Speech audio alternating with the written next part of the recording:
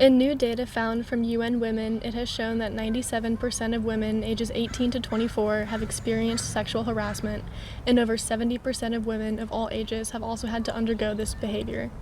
Only 71% of girls have reported their cases of sexual harassment, abuse, or rape and fear that they will face retaliation, and far fewer bystanders have reported harassment that they have witnessed. I personally know that from a young age, us girls have been taught that it is our responsibility to change our mannerisms in order to prevent these things from happening to us.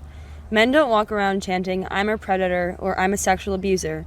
Instead, they walk around asking victims, "Are you sure you didn't lead them on?" Or, "It was meant as a compliment."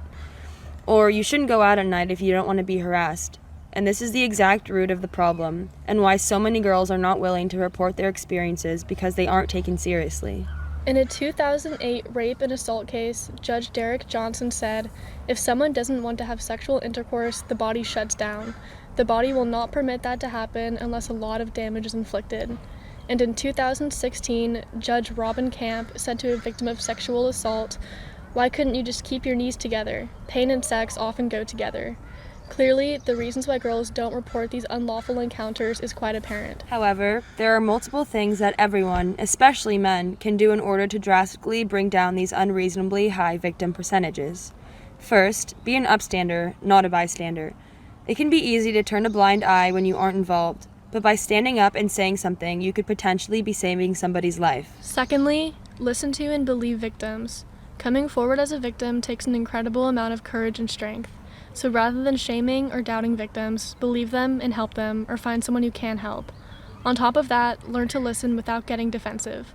If a woman comes forward with information about a situation where she has been harassed, rather than taking it defensively as a negative statement against all men, listen respectfully and support her. Some more specific things men can do to make women more comfortable would be to refrain from walking behind women when walking alone at night. Simply cross the street or wait a few moments until you're walking from a respectable and appropriate distance.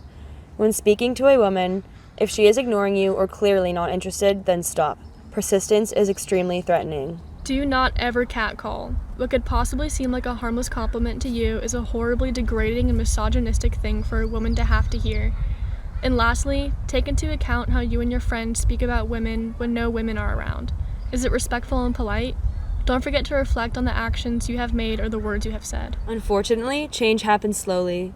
But if everyone takes the time to reflect on how they treat women and practice these behaviors, then we can begin to tear down the misogyny and chauvinism that is so prevalent in our day-to-day life.